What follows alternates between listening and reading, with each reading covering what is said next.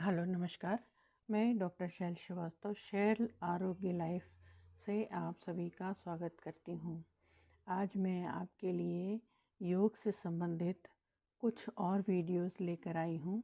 यदि आपको अच्छा लगता है, मेरे वीडियोस पसंद आते हैं तो प्लीज़ लाइक और सब्सक्राइब ज़रूर कीजिएगा।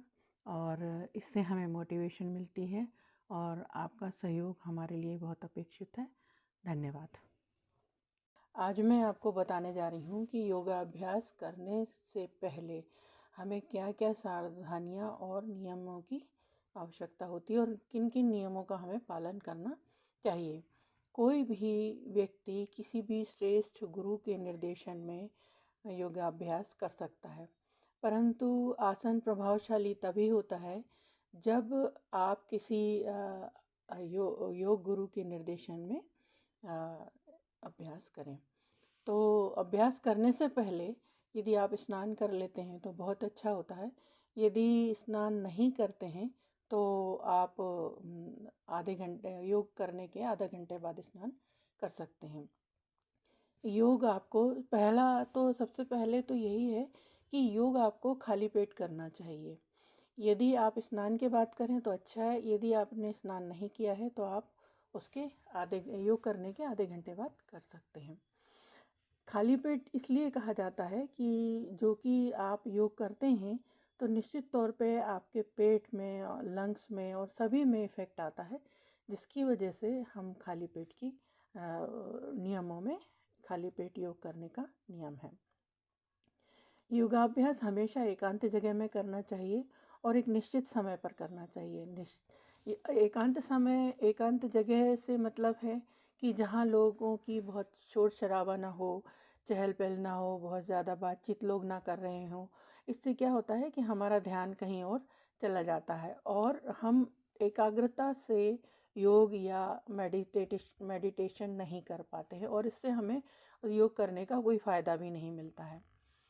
योगासन योगासन जैसा कि हम लोगों को ऋषि मुनियों ने बताया कि प्रातःकाल ही करना चाहिए, सूर्योदय के समय या सूर्योदय के पूर्व करना चाहिए। लेकिन यदि हमारे पास समय नहीं है या हमें कोई समस्या है तो हम उसको शाम को भी कर सकते हैं, लेकिन खाना खाने के 3 घंटे 4 घंटे का हमें अंतराल होना चाहिए। आसन करने के पहले पेट में ध्यान रहे कि भोजन नहीं होना चाहिए या 3-4 घंटे हो जाना चाहिए। आसन करने के लिए आपको हमेशा मैट का इस्तेमाल करना चाहिए। यदि मैट नहीं है तो आप कंबल भी बिछा सकते हैं, दरी बिछा सकते हैं या कोई भी कालीन के ऊपर आप बैठकर योग कर सकते हैं। खाली ज़मीन या फर्श पर योगासन कभी नहीं करना चाहिए। योगासन करते समय हमेशा ध्यान रखिए कि आपका मन एकाग्र होना चाहिए, आंखें बंद रखनी चाहिए और ज़्यादा से ज़्यादा कोशिश करें कि आपका मन शांत रहे। आपके जो वस्त्र हैं वह ढीले ढाले होने चाहिए, जिससे कि आप किसी भी तरफ यदि आप टर्न करते हैं तो आपको कहीं भी शरीर में खिंचाव नहीं आना चाहिए और इस तरीके से और आप ढीले ढाले वस्त्र पहनकर योग कर सकते हैं। आसन करते समय आपको तीखी और तेज हवा नहीं लगनी चाहिए। कभी भी आप एसी में बैठकर आसन नहीं करें, योगासन नहीं करें, प्राणायाम नहीं करें तो ज़्यादा बेहतर रहेगा। और हमेशा ध्यान रखें कि आप सामने देखकर अभ्यास करें, अपने मन को पूर्णतः काबू में रखें। यदि आप अभ्यास करने जा रहे हैं, योगाभ्यास करने जा रहे हैं, तो चश्मा, घड़ी या कोई भी आभूषण वगैरह हैं वो आप ना पहने, क्योंकि हो सकता है उससे कोई खिंचाव हो। जो महिलाएं हैं वो जो मेंसेस पीरियड में होती हैं वो योग ना करें, उतने दिन अवॉइड करें, उसके बाद आप कर सकती हैं। जो गर्भवती महिलाएं हैं वो किसी योग निर्देशन के निर्देश लेकर ही योगा कर सकती हैं। जो भी हम आसन करते हैं उसके बाद हमें शवासन करना बहुत ज़रूरी होता है।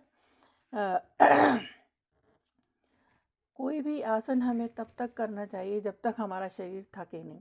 यदि हमारा शरीर थकता है या और कोई हमें प्रॉब्लम नज़र आती है तो हमें योगासन रोक देना चाहिए। योगासन करने के बाद आधे घंटे तक कम से कम न कुछ आपको खाना है और न कुछ पीना चाहिए।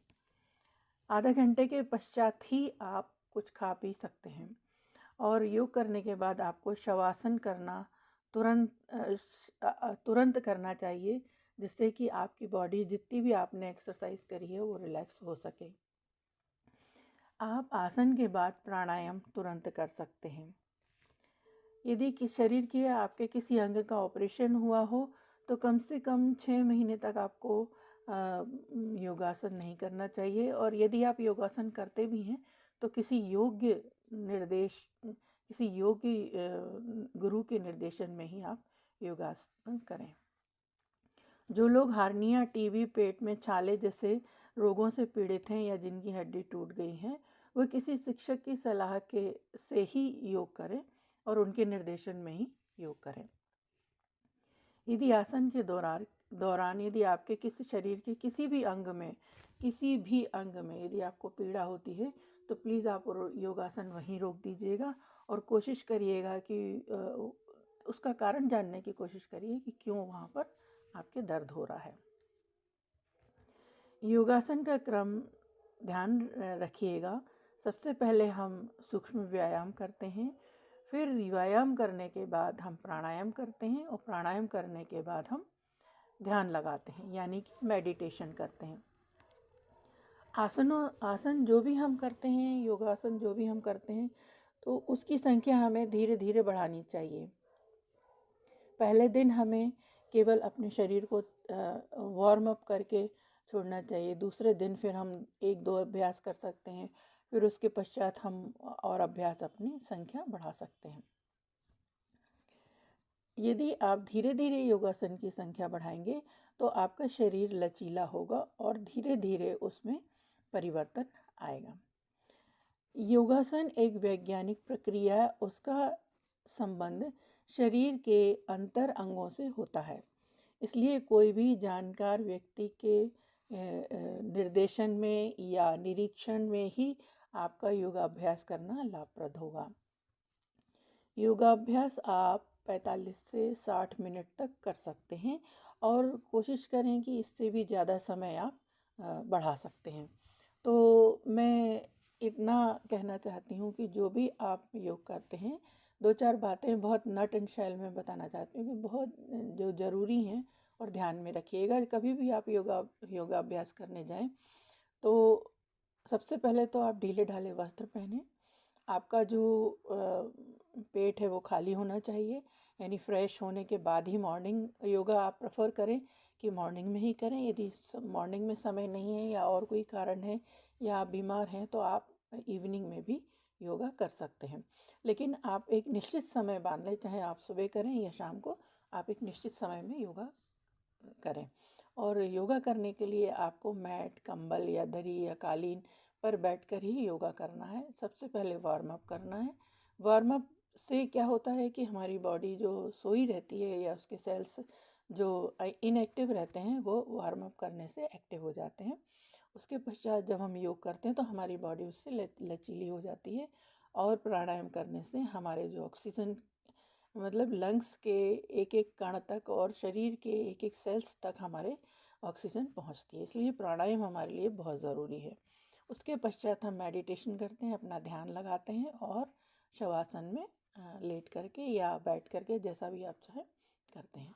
तो इस तरीके से हम देखते हैं कि हमारा जो क्रम है इसी तरह प्रकार का होना चाहिए। और ये सारा कुछ करने में 1 से 1.5 घंटे या 2 घंटे का समय लग सकता है। तो आप प्लीज़ योगासन ज़रूर कीजिएगा और मेरी आपको बहुत सलाह है। और ये वीडियो मैं इसलिए बना रही हूँ कि जो भी लोग योगासन करते हैं तो वह कुछ नियमों का पालन अवश्य करें ताकि आपको योगासनों का भरपूर लाभ मिल सके।